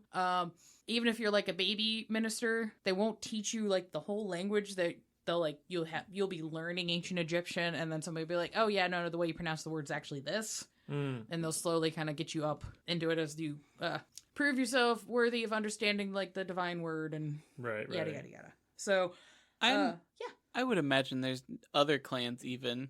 Their elders would have to be old enough to have been around for languages that just aren't there anymore. Yeah. Like ancient, like Latin and ancient Greek, we've lost how those words were actually said. Even like some early English and I think a lot of Germanic languages are just gone. Yeah, unfortunately. It's just within the canon for Vampire the Masquerade, the ministers have made a point of, like, actually keeping this a living language. It's just very underground. So it's not just like there's one guy who still speaks this ancient language, like they're working on it. Like they just converse, and that's just kind of how they talk. I mean, I would assume the language has, like, shifted over thousands of years as languages want to do, but there's also people in the ministry that are literally old as balls that have the OG accent and everything. So for all you history nerds that are like, yes, this is cool, like me, I'm like, that's neat. That's also a way to fact-check people that are like, yeah, I'm a follower of Set. And they're like, yeah, how do you say this? And they're like, this. And they're like, your inflection's bad. Nope. You're not in the circle. You're not in the circle. Or In that circle. if you are, you're not close enough. Mm-hmm. Speaking of things that are too close, Bane mummies. There you go, Hunter. Yay. There you go. One of your favorites. I love Bane. The gang's all here. So, Set, God Set, is said to have stolen the spell of life, which is a vital component in Mummy. Oh, cool. Yep. I read a bunch about it. I'm not gonna get into that right now. We don't Good have job, fucking Set. time. But yeah, Mummy month. Mummy month. You fuckers. I'm gonna get M5. The other M5. Mu 5. Yeah, Mu M5. When we get Moo 5. Mum 5? Mum 5. Oh. We'll just call it mums. You can't do that. We can't call it Mum mums. month. No! It's gonna confuse the shit out of me. I'm just gonna think a bunch of just mums. You're gonna be like, yeah, it's mummies! And I'm like, I'm thinking a bunch of What? middle-aged ladies on, in wait a second. cardigans. I'm thinking about my mummy. Oh god, don't say it like that. Anyway, so Set stole the spell of life. There was a goof him up, though. It is unclear in the text whether if he hadn't quite stolen the entirety of the spell, if he didn't actually understand the spell, or if he was just not fully capable of casting it appropriately. That's left up to canonical interpretation, but something did go wrong. So, there are 7 mummies that he made that were infused with Bane spirits. And these are spirits that, because of things, are tainted with the worm. Oh, I'm glad we got werewolf in before this. Yeah, same. So, spirits that are tainted by the worm and work for the worm and are like, the worm is cool, ended up getting fused with the spirits that are supposed to be going into these mummies that he was making. And that went bad. yeah. I would imagine so. Yeah. So, with a lot of ancient Egyptian things, your spirit and your body are separate things, and sometimes they cohabitate and sometimes they don't. Right. These Bane mummies, unfortunately, when their spirits, their ka, leave the body, they don't go hang out in the duat where it's cool. They hang out in the duat where it's not cool, and it's that part of the underworld where there's this, like, underworld where there's, like, all the torture and pain and suffering and unimaginable Bummer. Yeah, that's just kind of where they hang out for hundreds of thousands of years. And then when they get summoned back to the body, they're crazy. Makes And sense. they're dangerous, and they cause problems. I would assume by hang out, you mean not actively chilling. I would assume you mean like actively being the participee of all the torture. Like, wait, what? They're the one being participated upon. Yes. Yeah, Okay. they're not in the abyss and just being like, ooh. Yeah, they're not like that. Okay, all right. Well, they come out like that. Yeah. Yes, they do. Yeah, they're not in the abyss being like, see, I got a little pitchfork and I'm doing the torture. Yeah. No, they're like, quit hitting me with the pitchfork. I don't Right. like it. It's like nonstop pain, and then they get hit in the face with the cuckoo clock of regular life. Yeah, except As a that mummy. the spaces of that are very, very wide and in between. But as far as the canon has left it from the reading I did, I'll spare you all a lot of confusing details. The 7 Bane mummies that were made by Set arose during the 6th Maelstrom, which is the big event that let the demons out in the Abyss, during the Abyss episode, if you want to check more details out. So they popped the fuck up. Boink. Full of pain and rage and crazy and wishing to destroy things because of the worm. I mean, as you do. As you do. They were somewhere in Saudi Arabia. It's kind of vibing. They feasted upon what jinn they could catch. Woo! Which that's a whole other level of problem. I'll get more into the jinn with the Banu Hakim because they have a whole sect of magic where they're like communing with and utilizing the jinn for things. Huh. So that's fun. But these Bane mummies now seek to stop the rise of Osiris, who is an ancient caitiff Methuselah. Oh. Nice. The vampire Osiris is supposedly also sustained by members of the Giovanni clan somewhere per the clan Setai book. What? Yeah. What? So not only is Set a vampire god, Osiris is also a vampire god, and the Giovanni just got him squirreled away somewhere in Grandma's attic, or, no one can see you doing the Italian spaghetti fingers. It's a spicy box. Surprise, guys, there's a lot of overlap between the Ministry and the Hikata. Who'da thunk? Weird that the religion that's obsessed with death and going into the underworld and coming back up bumps into the clan that's also like, we also do with the death.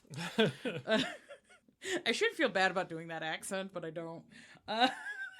You're the closest to being from there.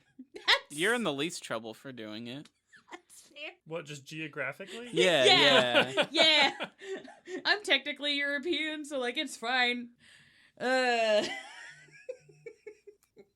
don't think you're technically European. I think you count. What do you mean? Don't you have your citizenship? What, still? here? In the No, in the European. No. Oh, you don't In the anymore? No, European. like I don't officially have British citizenship anymore. Oh, And even if I did, they fucking left the EU. So like Well, I'm not talking Thanks, about Brexit. legally. I think if you have British citizenship, you can call yourself European.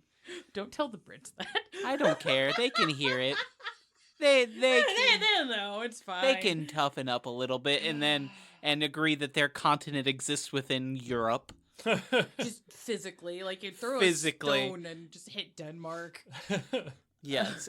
It's worse. It's like our Canadian friends having to admit that they live on the continent of America. Yeah, it's funny. It's like you can't get away from us. Technically, no, but also yes. You're continentally American. Ba, ba, ba, ba, ba, ba. We are getting too bold. We're getting too bold. Anywho, so speaking about being too bold, the embrace. Yeehaw. Vampires and vampirism is a special state of existence due to their unliving yet uncorrupting state. They break the cycles of reality, wield supernatural powers, and bring themselves closer to Set by partaking in the blood of his lineage. So for the Ministry, vampirism pretty A-okay. It's very cool and good within their belief sets. Woo! It's probably the one clan where getting turned into a vampire is not the most earth-shattering thing in the world. They're like, I just got everything I wanted. Yeah, they're like, And getting hungry all the time sucks, but I used to get hungry before all the time, and actually grappling with my need for food and hunger and breaking through that will bring me closer to the Godhead. So, right on. Yeah, so everyone else is like, isn't it terrible that your soul's being twisted and destroyed? They're like, actually, that's a bonus for me. Actually, that's a feature. It's working pretty well. Yeah, actually, everything's coming up Millhouse. Sorry, just imagine Millhouse as a set type. It was very funny. Anyways, the goal is to find candidates who can not only stomach the duty of subversion, but are cunning enough to do the work of God. So, the Ministry, as opposed to the Toreadors, where the Toreadors just might like, oops, I made a child. It's pretty. Look, I went to the pet store and look at his little face. I couldn't just not. Look at him. Yeah, the Ministers are much more like, okay, look, I know we fuck around, but we are serious about fucking around. So, like, I need to know I have a guy who can, like, hang. Right. So there's a bit of a vetting process. It is common for there to be pimps, pushers, pornographers, gangsters, criminals of all stripes, and various other unsavory types within their mix. Right. So Makes a sense. lot of those stereotypes with the Ministers just like, you guys just slang dope, and they're like, yeah. That's not always slang. Yes. What else do Yes. you need? What else do you need or want? Mm-hmm. What could I do for you? I am a man of business. Like, I just want to make sure you are having a good time. Mm-hmm. Look, everything's on fire. You might as well. Anywho, many ministers like to embrace redheads Okay.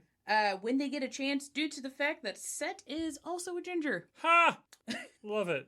There's no preference on race, age, or gender, really, outside of that. Mm-hmm.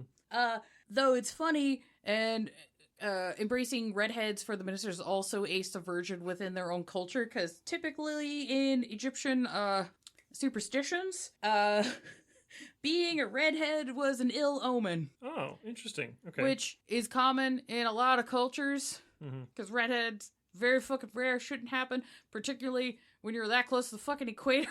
Yeah. Redheads do happen naturally. There are people that are melanated and have red hair. It does happen. It's just not fucking common. Truth. Unfortunately, I'm from a part of the world where redheads pretty fucking common, but it's also not where the sun goes. So I get it. I'm from a godless land where they let gingers run amok. They're both trying so hard not to say anything. No, I actually for a moment just pictured like a bunch of redhead people running through actual muck. Mm-hmm. And then my brain just filled in Scotland. That's correct. Like, see, and then that just made me think of a bunch of people running through muck like the Pokemon. Oh, no. And then Scotland. That's also not wrong. We could talk about the nuclear silos later. Yeehaw! Yeah. Also, send Iron Brew. I checked the international market. Mhm. They didn't see any. No, fuck.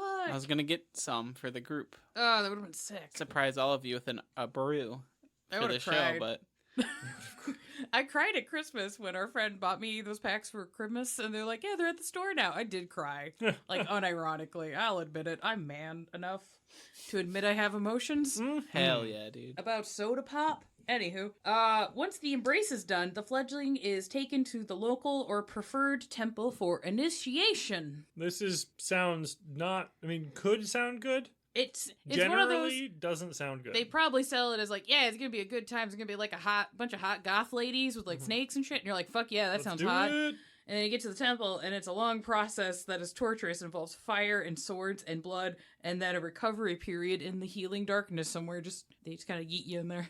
But there were hot goth chicks with snakes. Yeah. There, they were there. And then, they burned you with fire and cut you with swords and did a bunch of weird ritual stuff. And they probably, like, rubbed each other with your blood, like that one scene in The Neon Demon. Yeah. Which that part's cool, but you're also in a lot of pain and also rot Shrek. And, yeah. But then you get the healing darkness. I appreciate that. I really do, though. You just get to take a nap for a little bit afterwards. Really cool collection of 3 words. The healing darkness. The healing darkness. I would say, never mind. For a vampire, yeah. Yeah, it was particularly for the Setites, and we'll get to that. Ooh. Yeah. So, bloodlines and cultures of Subnote. There's a lot of cults. There are so many fucking cults. I did not list all of them, so if there's one you're really excited about and I didn't talk about it, I'm sorry.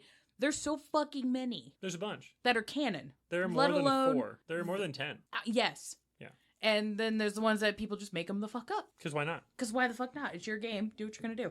So, the big one, Church of Set. This is where the orthodoxy for the ministry resides in the current knights. The church's goals is to bring those who are willing to understand the word of Set and the outside, and how these rules will free them from Osiris, Horus, and their machinations. Mm-hmm. Not the machinations. Not the machinations. Machinations. This cult does not consist of just the ministry. Specifically, it says that in the text. Word. And they are more than happy to take on any who wish to seek out their mysteries. Any clan, any sect, humanity, path. You don't even have to be a vampire necessarily. So this is just a masquerade breach waiting to happen. Yep. Okay. There's also another reason why a lot of, but they're like in. Mm-hmm. So it's like, the ministry does maintain the masquerade, but they fucking push it. They're like, this person's been around the cult long enough that they've been a ghoul for like a year. Then we brought them in. Yeah. They're like, well, this guy was in the cult for like 5 or 6 years, and like he did all sorts of fucking sucking and da-da-da. And then we Googled him for a while he was like massively addicted to heroin. Mm-hmm. Mm-hmm. And you know what? He pushed through, and we think we're going to embrace Ted tonight. You know? Ted's like, hey guys, Fuck. what are we doing tonight? What's going on? It sounds like the ministry are a ripe group to get in trouble in most Camarilla cities especially ones that require permission to sire people. Oh, yes. Because it seems like they'd just be doing that. Yeah. That's the vibe I'm getting anyway. Well, I'm sure that they wouldn't they'd have a very hard time respecting that rule anyway. Yeah. You know, being because it's a rule. Because Fuck it's the a rules. rule. Yeah. Yeah. Fuck, man. So, further details of this cult is spelled out in Cults of the Blood Gods between pages 68 and 86 with their beliefs, their structure, the rituals, quarterly types, and disciplines. Nice. That's a lot of pages. There's a lot of pages. There's a lot of info. I used a good chunk of this for parts of explaining the belief system because it was a pretty good... The stuff that was written there is a pretty good push from what was in the Setite revised book on explaining the religion and kind of just like getting things updated for like contemporary times. Okay. So those two paralleled so much, I kind of smashed it together Smish. and Smash. crunched it down to a paragraph. Crunch. So I'm not going to sit here and just read all that to you guys. You're adults, you can read, but it's some cool stuff. There's also the Warriors of Glycon. This is not really a bloodline per se, but it gets talked about like it is sometimes, but it's not really. But these are Setites who choose to channel Set's martial powers to fight the enemies of the clan. That's kind of scary. Which, could you imagine a guy just fucked up on drugs and being like, I'm gonna fight it. I'm gonna fight for God. Weren't there, like, ancient people or warriors?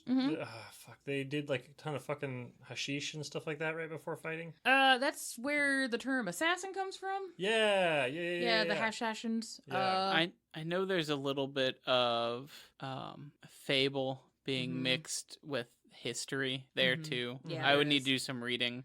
I literally have to take that apart during the Banu Hakim episode. Okay, so we'll get to that then. We will then. But yeah, there's long histories for millennia of various warrior cultures imbibing caffeine, hallucinogens, meth, all sorts of drugs. Picts do that? That was more Scandinavian thing. Okay. Like a Viking thing. Yeah, when my understanding of the Celtic druids and stuff, when they were like doing drugs, it was more, we're gonna get you high as balls and then sacrifice you to the bog. That's a pretty big religious extremist thing in general, I would say, is doing a lot of drugs. Oh, yeah. Like, Nazis were all on uppers. Yeah, they were a lot of, like, meth and chocolate and all sorts of crazy shit. Yeah. Yeah. We'll get into the mystery and Nazis later. Oh no. But yeah, these warriors have some of the roots in the Dark Ages, like the Warriors of Glycon specifically. Like, that's where they're in the setting. But there's been, for ages, chunks of the Setites that are like, I'm a kick-ass for the Lord. And everybody's like, fuck yeah, that's good, do that. But as they've shifted away from the Dark Ages, there's been something in the clan for those to partake in. Like, as time has progressed, there has been waning need, and then sometimes more, and then sometimes less for this part of the clan to exist. Pardon me, sorry. Though, kind of fun thing, many of those who take up the sword for Set and being, God's bestest fighter, end up developing potence instead of obfuscate. Is that like a natural thing, or is it like they learn it out of clan, so to speak? It's described as a natural thing, so we're leaving it up to God's will. I'm assuming at character creation you would just swap those two out. Yeah, if you got a chill ST. Yeah. So if you have a chill ST and you're building a battle minister, there's lore canon reasons for you to swap those two out if you so desire. Right. But if you want to be a stealthy fighter, you could just keep obfuscate. It's fine. Right. But potence and protean together, holy shit, terrifying. Yeah. And within the Warriors of Glycon, there are the cohorts of Wept. Oh god, that's so... Yeah, that's so hard to say. This is one I read many times and have not said aloud until this very moment. I like it. This is a militant fundamentalist cult within the ministry made up of mostly warriors that believe they are the literal descendants of Set's childer, Wepwawet, the god of war and funerary rites. All right. So they're just like, Set is dad, or granddad. Wepwawetawep is our dad, and we fight for him. I love it. Their focus is maintaining the Setite orthodoxy and slaying the allies of the Aeons, which includes, specifically mentioned in the text, the Ventru, Christians and Muslim mages. Okay. And the Second Inquisition. Love it. Okay. And I'm just like, fuck. That's a tough trifecta to pick. Yeah. Yeah, that's a hell of a list. I like they're like, mages fine. You specifically. Fuck you. We specifically don't like the choristers. Yeah. And then they're like, also the Second Inquisition. I'm like, honestly, if you want to run an Anarch game where it's just a squad of these guys going tete-a-tete against the Second Inquisition, that would be kind of metal. All right. There's also the cult of Sekhmet. This rose from the New Age movements of the 60s and 70s, and this is an all-female Setite cult that focuses its efforts on radical female empowerment with the overall goal of disrupting the Camarilla. All right. Yeah. They are going to take down the Ivory Tower with pussy power. Get it. That's their whole plan. So this cult offers their efforts and resources to any and all female vampires with the front face of being an advocate for women's liberation and empowerment. All right. Sounds cool. Behind the scenes, this has the benefit of causing chaos within the Ivory Tower because most of their long-standing leadership positions are held by men. Right. Because white supremacy and European nonsense, where we're just like, oh, women can't do things because their thinky brains don't work, and they got the uterus that won't stop wandering, and they have feelings. Gross. Yep. Yeah. Yep. So it's one of those, like, it's good and bad, depending on what your chronicle is running. This sounds cool, and it's also just like, what? Yeah. Yeah. So that's just kind of fun. Also, kind of confuses other ministers because Sekhmet's also is a child of Horus. So they're like, why'd you pick that one? And they're just like, fuck you, I'm the boss now. And you're like, okay, girl, work, I guess. All right, whatever, man. Like, you're doing Set's work, man. That's fine. Do thing. It's also the children of Dembala. These ministers have found their temples in Oyo-Il, which is in the Nigeria, Benin era of West Africa. And they've infused their beliefs with the local Yoruban culture. Their beliefs center around Dambala Wedu, the primordial creator snake god, and Ada Wedu, the snake goddess of fertility, love, protection, and rainbows. Rainbows? Yeah! Cute. Serpent and the Rainbow. Love it. Also one of my favorite movies. Fucking love that shit. Some say that these gods are a married pair, and they're, like, super in love for each other. It's super fucking cute and wholesome. Other people will say that these two entities are the masculine and feminine side of the same entity. Okay, all right. That's just kind of this is another part of the research where I went really hard in the paint to try and, like, understand a lot of this shit, and a lot of it's also very closed practices, and then I decided I am too white to be given opinions. So right. I'm just giving some general, vague like, just enough that we can understand what's going on, and I'm not going to be a dick. I'm doing my best. If somebody from these cultures wants to come and talk to me about it, and us, cool. I would love more education. So, yeah, though. Dambalans focus on achieving spiritual enlightenment through ecstatic trance that is achieved through dance, drumming, and blood. Yeah, I mean. Yeah. These practices continue the traditions of communing with the Loa. That is a major facet of voodoo, hoodoo, and various religious practices of the West African diaspora. Nice. Unlike their Caribbean cousins, the Dambalans don't really seem to have a desire to align with the Sabbat or really fuck with anything else. They're like, look, I have my 2 cents right here. I'm doing my bit here. Fuck off. Huh. And the Setites that are more into the Setite orthodoxy, and they're like, no, you're Egyptian. The god is Set, not Dambala. And they're just kind of like, I'm doing my thing here. And by the I hear you. I don't think I care. Yeah. By their Caribbean cousins, I assume you're referring to, like, the Samdi? Not quite, but almost. Okay. I'm actually referring to the Serpents of Light. Ooh. This Caribbean branch of the ministry fell away from the orthodoxy and aligned with Sabbat in the 1980s. So you have the Dambalans in West Africa, and because of unfortunate historical events, a lot of those people ended up transported to the Caribbean. We'll talk about that in the history episode. Unfortunate things. But the Serpents of Light are also referred to as the Cobras. I don't know why cobras don't exist in the Caribbean. It's metal as shit. If that's the word they chose for themselves, I'm allowed to slide. Get it. Oh yeah, I'm gonna stay in my lane. Maybe they just really like 40s. Maybe. I feel like they can do better than 40s. I mean, they came around when? They've been around since 1700s, but they were basically unaligned like the rest of the ministry until the 80s, where they're like, we're gonna work with Sabbat now. Okay. And the rest of the ministry is like, don't do that. Only villains do that. And they're like, yeah, but aren't we supposed to be the villains? Yeah. The Cobras don't really have any issues with saying that they are descended from Cain, which is a big no-no in the ministry. They're just like, no, you're descended from Set. Right. Cain is bullshit. And they're just kind of like, I talk to these other vampires, this makes sense. Right. Whatever. And they also have no problem acknowledging the antediluvians for what they are as children of Cain, not the Aeons. Right. Which is also another, like, shakes fist at children for having different ideas.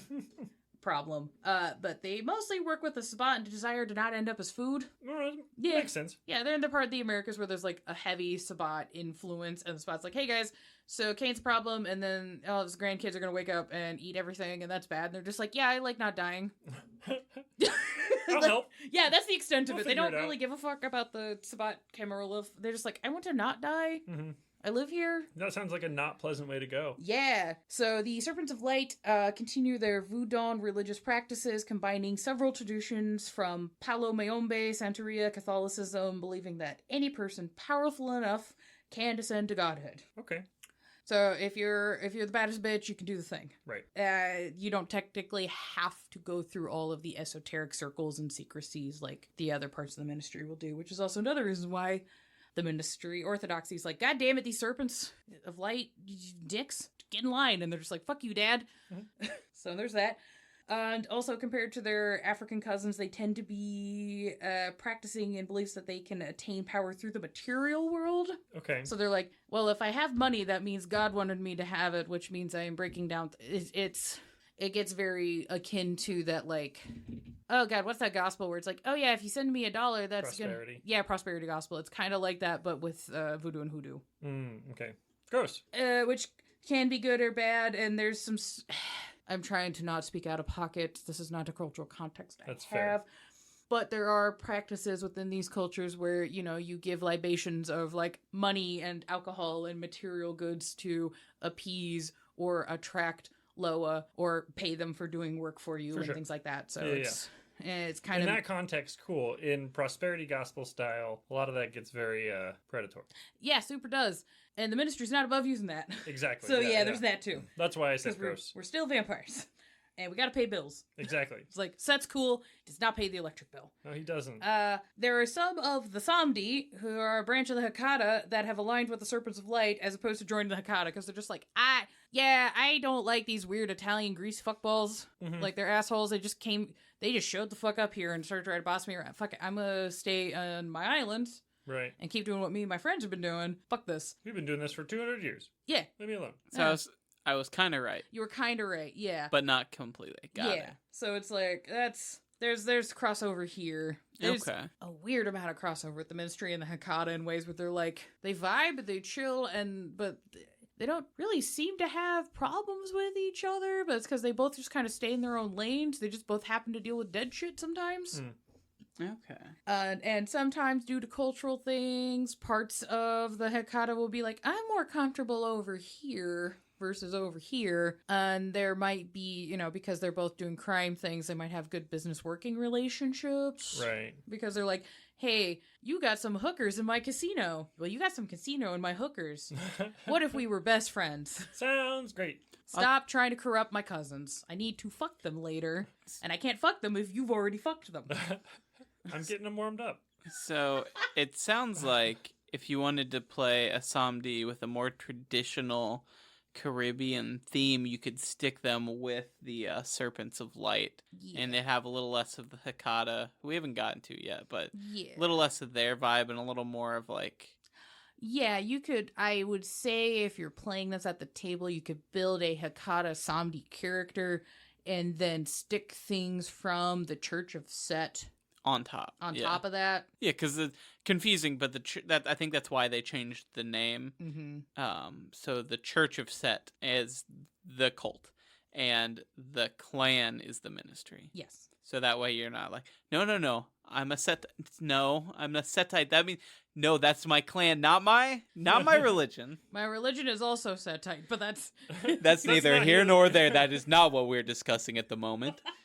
I feel like a lot of the quote-unquote, like, Setite to ministry rebranding mostly comes from the fact that, like, English became such a dominant language that just our fucked monstrosity of a language just necessitated them going, okay, we need to clear this up because these white people are fucking stupid. And I'm like, yeah, we kind of are. Now, you know what? I get it. It's fine. I'm not mad. It's kind of like the term Irish Catholic. Yeah. Listen, I am Irish Catholic. No, I am an atheist. Listen. Look, in the United States, everyone's like, oh yeah, Irish Catholic. And I'm like, yeah, and then go to Ireland. And I'm like, that is a very important distinction to make. But I also grew up during a portion of the Troubles. So there's that. Anywho, next chunk of the ministry we're going to talk about is the Daitya. I apologize. This is Sanskrit. This is so far from my base language. I'm trying. Anywho, I think you did great. This is a branch of the ministry that say they headed east along with Alexander the Great to India. Oh my. and have existed there since before the Greeks showed up. There's some that are just like, I've always been here. I've always been here. Which, for a lot of Hindu cultural things, I kind of just nod and go, yeah, you've probably always been here. I'm not gonna lie.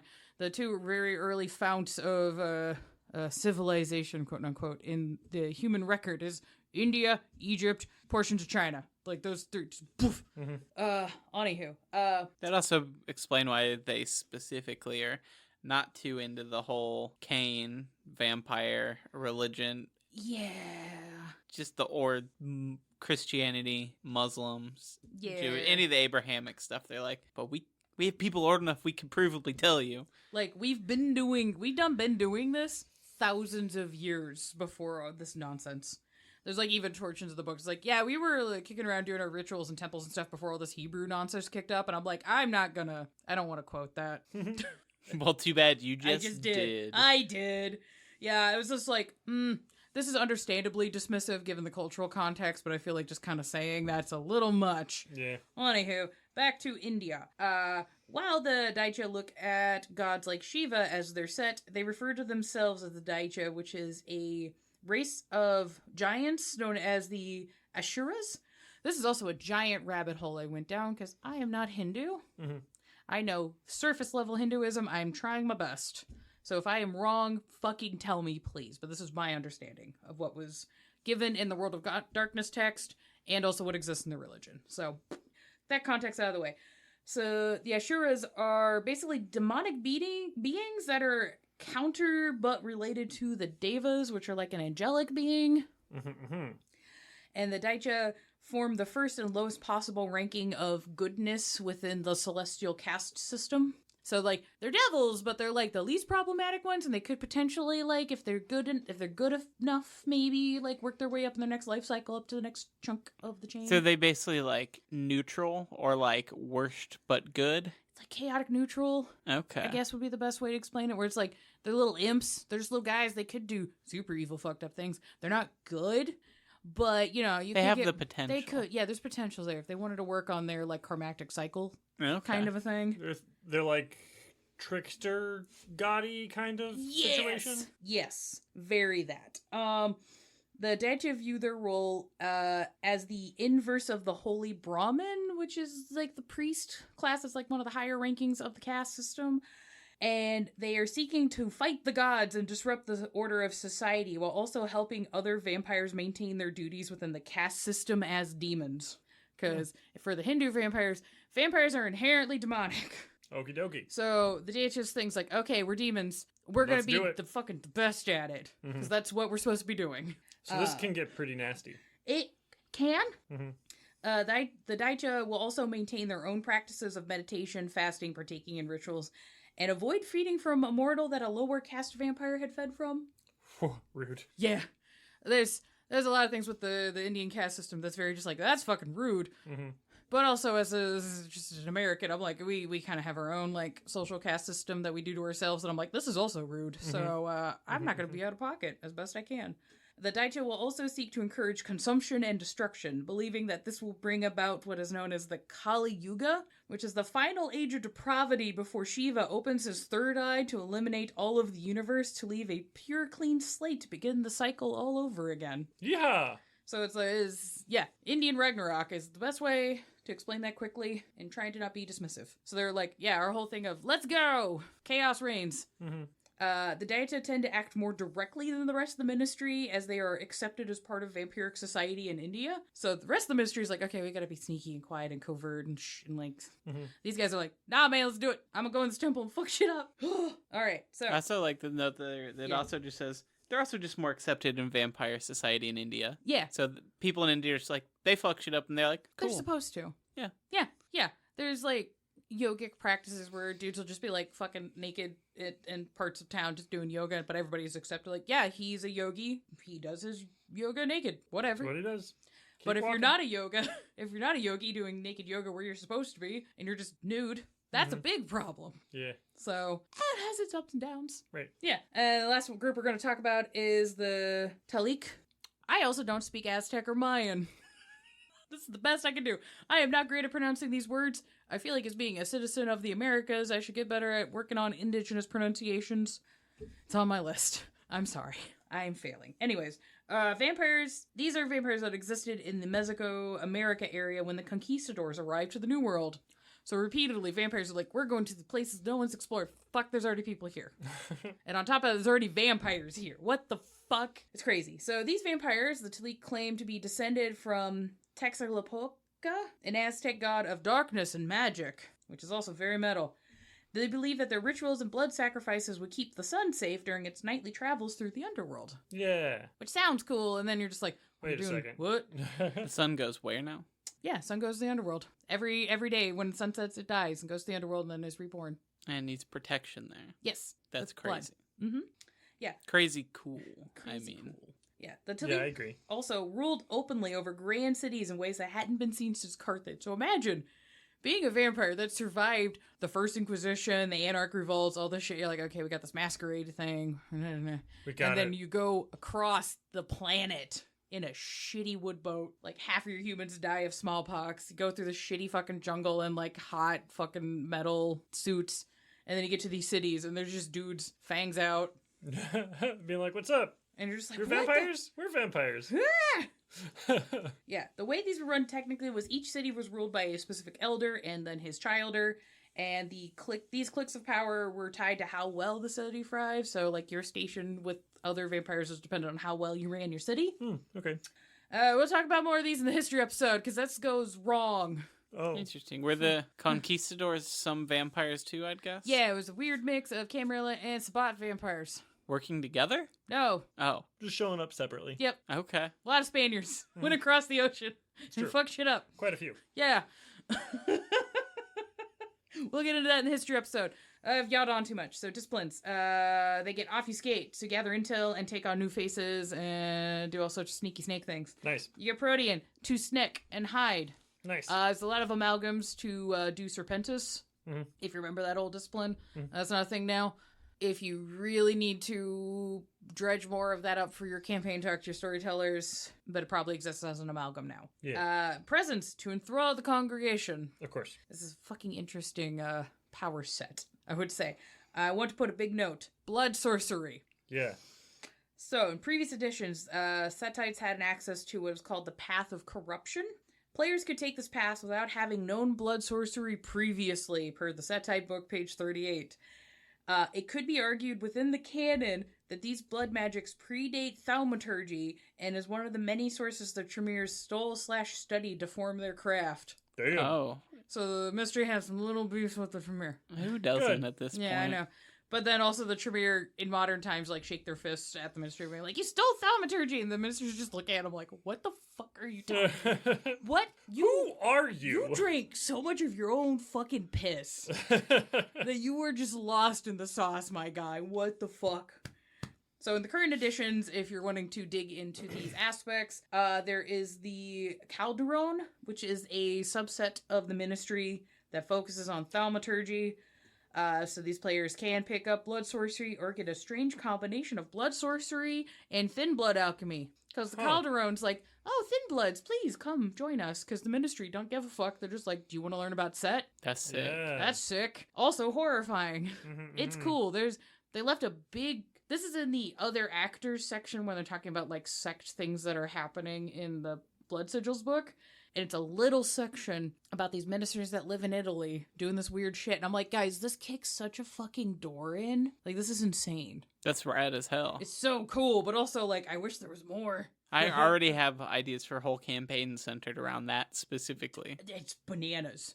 It's just so many drugs. Just so many drugs. I love it. Anyways, Clan Banes. Light sensitivity. When exposed to direct illumination, whether natural or artificial, members of the clan recoil. Ministers receive a penalty equal to their Bane severity to all dice pools when subjected to bright light directed straight at them. Also, add their Bane severity to aggravated damage taken from sunlight. Oof. Do not go outside. That is kind of strange for them. Why? I mean, I get it because of the background of the clan, but like mega church. Yeah. You think mega church, you think spotlight on the preacher. Mm-hmm. Well, that's why you wear those fucking Jim Jones sunglasses. Oh, okay. Everyone in the congregation is like, this man is coked out of his mind. And I'm like, yes, but I actually hate these lights, but I gotta have them. But imagine. They make me look so good. It's like, I have to use presents when I do my things to counteract my base severity because these fucking lights. So that's why they need that healing darkness. Mhm. Yes.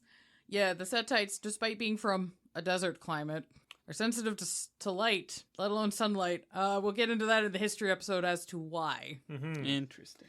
Does somebody else want to read the other Clan Bane? Because you get 2 options now, which is dope. Yeah, I can read the other one. Cold-blooded. Often compared to that of serpents, the blood of the ministers runs cold in more ways than one. Without fresh, warm blood in their veins, they find it impossible to mimic the breath and heartbeat of a mortal. And even then, the act requires considerable effort. A vampire of the ministry can only use blush of life if they have recently fed from a living vessel in the same scene or up to roughly an hour ago at the storyteller's discretion. And when they do it, it requires a number of rouse checks equal to their bane severity rather than just the one. Damn. Fuck. I like that. It's just like, I want to use my cell phone. Come here, blood doll.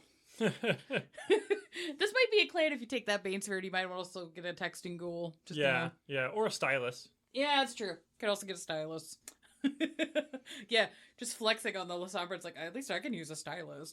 Fuck you. All right. And then Yeah, we it also... works on my DS too. It's called Mario, but you would know about that. I just got the new Paper Mario. No, you can't see it. You'll erase my game file. I worked really hard. Just Lasombra reaches over and you're just like... That Lasombra would go out of their way to destroy your Nintendo DS. Yeah. That would be like their quest for like a month. Just like, no, my Stardew Valley. Just spending his whole run of Stardew Valley just like seducing all the villagers. Yes. Yes.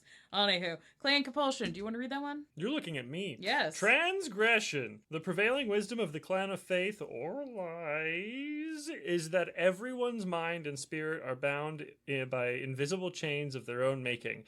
Their blood, chafing at these chains, the minister suffers a burning need to break them. The vampire receives a 2 dice penalty to all dice pools not relating to enticing someone, including themselves, to break a chronicle tenant or personal conviction. Whoa! Causing at least 1 stain and ending this compulsion. That's crazy. Banana. Brutal. That's why we've said it multiple times. Don't make your chronicle tenants a line or veil Yeah. for your game. Mm-hmm. Yeah. Sometimes when your chronicle tenant is don't harm the innocent, you're going to open some plot doors you didn't realize. Yeah. Because they're like, well, what is innocent? Who is innocent? Push that child in front of a bus. You know, just that was like the least horrific one I could think of immediately. Yeah, I went right, through like right. 6 and I was like, I can't say those on the radio. Hold on. I've been on the internet Yeah. too much. Yeah. Machines are unstoppable forces that must be stopped. Anywho, coterie merits. Discerning is the one you can pick up if you are a minister. Once per session, the minister kindred may discover something superficial a storyteller character wants, so long as any member of the coterie has spoken to that character during the session, even if the Setite was not present. This may relate to the individual's desire or ambition, or it could relate to a specific course of action they were undertaking, but should not expose any deep schemes or mysteries, especially if the coterie is unaware of them. The character who interacted with the storyteller character is question describes the encounter. Interesting. Which I think that's a cool coterie merit thing to have, that you can just, it's for 1 dot, it's super cheap. So if somebody in your coterie talk to an NPC and they talk to you about him a little bit, you can go, I bet he wants crack. You know. And you know what? I have some right here. It's like, did you pull that out of a specific crack pocket? Does he need a pipe as well? It still has a little flower in it. Yeah. Oh no! Anywho, we haven't lived in sketchy fucking neighborhoods before. Nope. Never once in this economy. So, that is the vibe checks for the ministry. How are we feeling, my I think friends? they're cool. Honestly, I like him more This than is I did before. This is a clan I never dove too much into. They have never really come up in any of the games I've played. Yeah. So I knew that they were like the clan of corruption and like temptation, but like I didn't ever really take the time to get any much deeper than that. Yeah. And like I said, I like them more now. Yay. Because I mean, I like temptation. That's kind of, And you also I do like that a lot. extreme just experiences. I do also like to go pretty far with things. Yes. I was just like, this is almost made for you. This hole is shaped for you. Shit, man, am I a ministry and not a toreador? Oh shit. No. No. Maybe. Wait. I need to get some land upstate. God, no. Anywho, we gotta wrap this because we gotta dig into the next part soon. So thanks, Paralyze, for the music. Yes. We exist on Instagram at BlankBodiesPod and on TikTok at BlankBodiesPodcast. Yes. I forgot I wrote that we have a blue sky. We've just not been using it. We do have one. We do. Yeah, we just need to use it. I made it when it first opened up and it was invite only. I don't think it is anymore. Okay, so it might be more bumping, popping. I don't know. Is Blue Sky bumping? If you're one of our listeners and there's a social media platform you want us on that's not Twitter or Facebook, we'd consider it. Oh, yeah. Let us know where you think we'd vibe at. Because right now the best has been Instagram and TikTok. The Clock app, big fans, and we appreciate you. Yeah. Also, if you appreciate us and want to support what we're doing, we do have a Patreon. If you want to give us a couple of dollar dues, we have different things for community Discord titles. You can do the poll voting to help us decide how we're running the show because we're fucking morons and we need all the help we can get. And you also get access to show notes, other resources.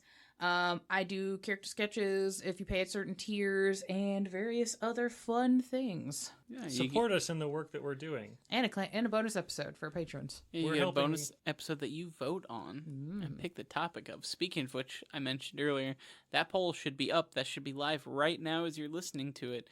Picking what the next bonus episode is. We did something real special for our patrons. We did the Quiet Year, and the poll is asking people if they want to continue us with that and do a bit of a live play. You want to see us run a Quiet Year, or do you want us to pick something the fuck else? And we're running the Quiet Year to set up a city for a vampire to start a chronicle in that city. Ooh, custom city. So if you want to hear that, hop on over to our Patreon. And next week, we'll have the poll up for the next clan deep dive series we do. It'll be in the end of summer, early fall. It's definitely going to be after Gen Con. Yeah. So, woohoo. Also, we do an interview series. If you want to share your cool projects, hit us up at the email at blankbodies@gmail.